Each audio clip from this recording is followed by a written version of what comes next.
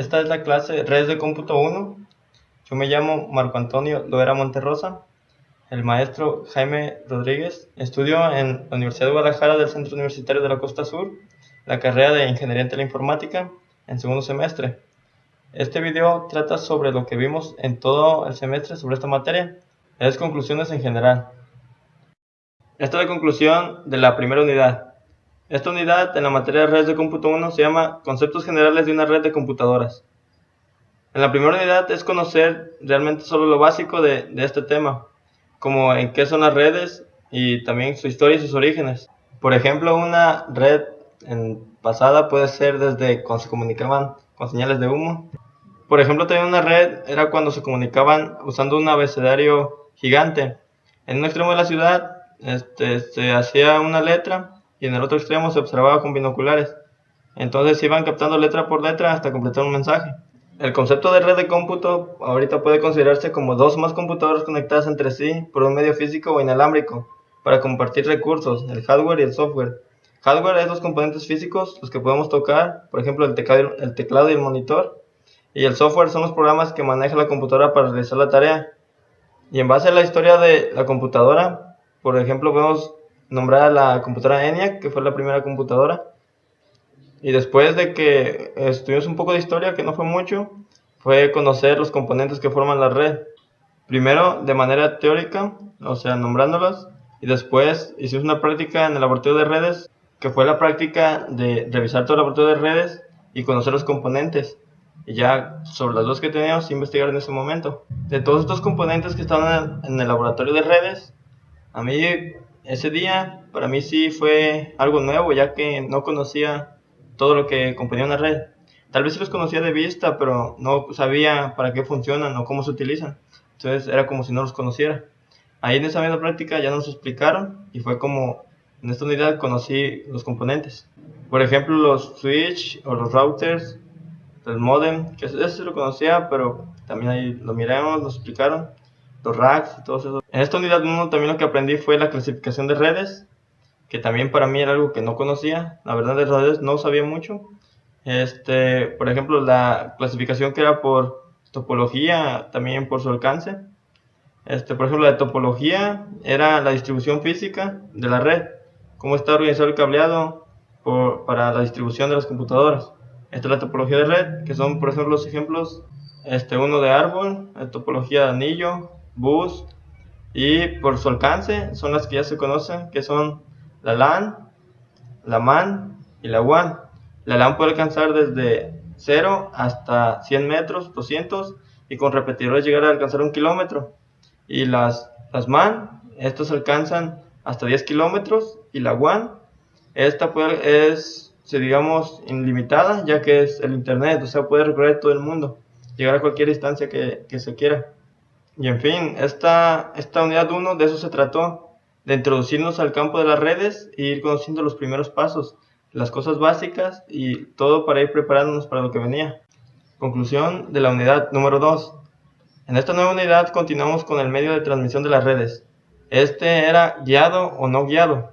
El guiado es el que está por cables, por eso es guiado, y el no guiado es el inalámbrico, el que no tiene cables.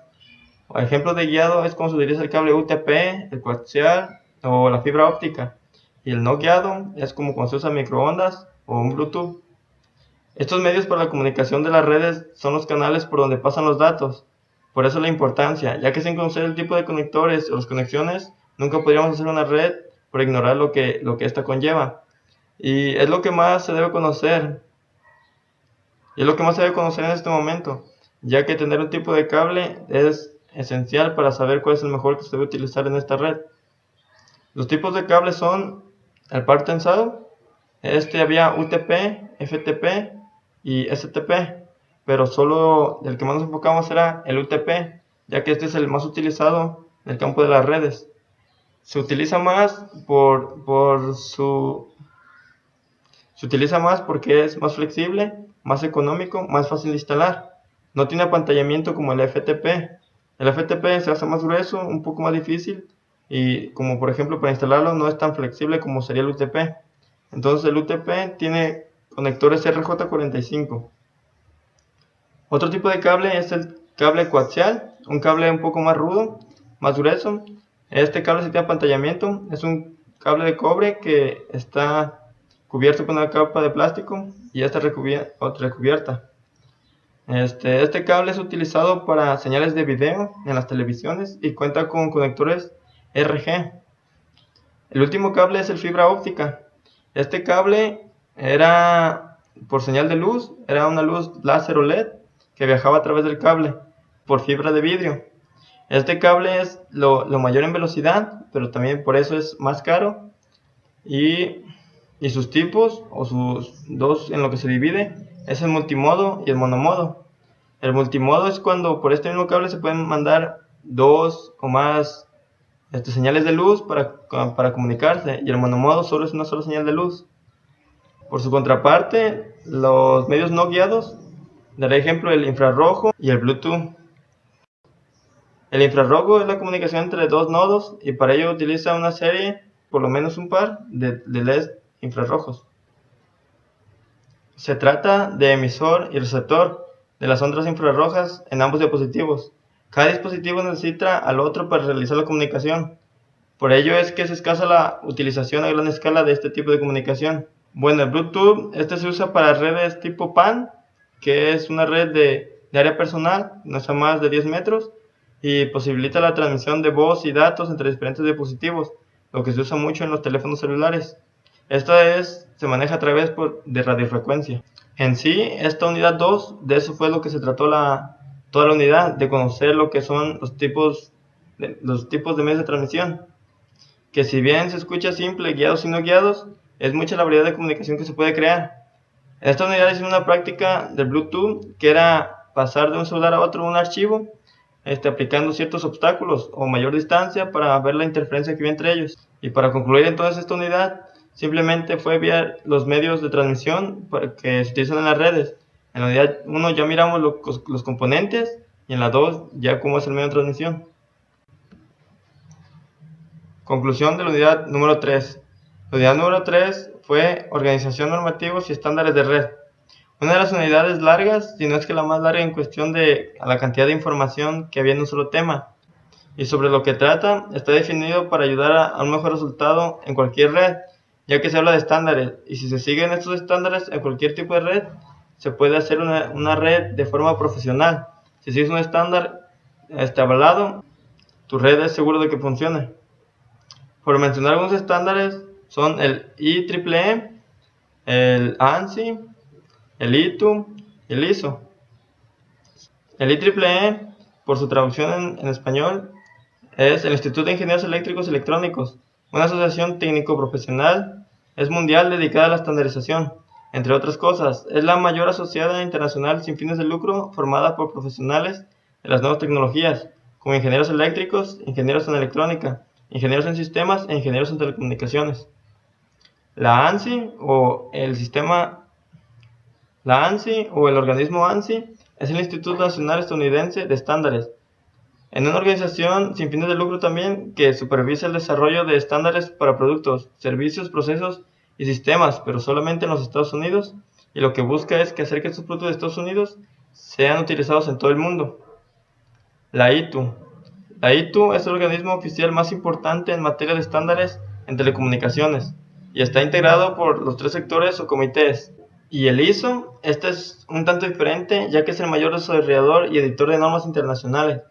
Es una red de los organismos nacionales de normalización de 157 países, un miembro por país, con una Secretaría Central en Ginebra, Suiza, que coordina el sistema. Su función es promover el desarrollo de normas internacionales de fabricación, comercio y comunicación para todas las ramas industriales, a excepción de la eléctrica y la electrónica. De esta unidad, lo que me llamó más la atención fue eso, que había corporaciones encargadas de proponer estándares o reglas que fueran eficaces, y no solo eso, sino que no son unas 100, sino que son cientos de estos estándares que se deben seguir, y cada una para especificaciones diferentes. Conclusión de la unidad número 4. La última unidad fue modelo de referencia OSI. Este es un modelo hecho para poder crear redes de manera que se puedan comunicar de manera fácil entre las computadoras y de distintos fabricantes. También, para conocer el origen de este modelo, fue en base a que en el principio de la teleinformática, los fabricantes creaban su red, pero para los componentes que había en ese momento, sin ver en que podían evolucionar o que podían ocupar de otro fabricante. Entonces se creaba una red y cuando algo se dañaba, un hardware, algo físico, el software ya no se adaptaba si querían poner otro. Este modelo se definía en 7 capas, la 7 en la parte de arriba y la 1 en la parte de abajo. Entonces se ordenaba, por ejemplo, la 1 era física, el 2 enlace de datos, la 3 la red, 4 transporte, 5 sesión, presentación en la 6 y hasta el mero final en la 7 ya era la aplicación. Para dar una pequeña explicación de qué funciona cada capa, era lo siguiente. La física era la que comunicaba directamente con el medio de comunicación. Esto se encargaba, por ejemplo, de los cables y los conectores, así de simple. El enlace de datos era la capa que proporcionaba la comunicación nodo a nodo en una misma red de área local. Para ello debe proporcionar un mecanismo de direcciones que permite entregar los mensajes de los nodos correctos y debe traducir los mensajes de las capas superiores en bits que puedan transmitir la capa física. La capa red se ocupa de controlar el funcionamiento de la subred, proporcionando un mecanismo que dirige los mensajes de una red a otra. La capa de transporte, la función básica es aceptar datos de la capa de sesión, dividirlos en unidades más pequeñas si es necesario, pasarlos a la capa de red y asegurarse que todas las unidades lleguen correctamente al otro extremo. Ya se habló de la sesión. La capa de sesión permite a los usuarios de máquinas diferentes establecer sesiones entre ellos. Una sesión permite el transporte ordinario de datos, como lo hace la capa de transporte, pero también proporciona servicios mejorados y útiles en algunas aplicaciones. La capa de presentación lo que hace es el presentar los datos a la capa de aplicación, ocupándose de traducir datos con una codificación de caracteres a otra distinta, si fuese necesario, porque los nodos inicial y final utilizarán una codificación distinta. Y por último, la capa de aplicación proporciona los servicios utilizados por las aplicaciones, que son como el correo electrónico, accesar a archivos remotos, ejecución de tareas remotas, administración de la red. La manera en que investigamos para esta unidad fue menos tiempo, pero igual se aprovechó, ya que hicimos unas presentaciones para el grupo. Así cuando un equipo les exponía su tema, su parte del tema del modelo OSI, puede que le faltara algún punto, pero había más equipos por seguir, entonces podía que retomaran este punto y entender todo. Y en fin, esta fue la última unidad, que ya recorrimos desde primero sus inicios hasta llegar a un modelo que ya se puede aplicar. No,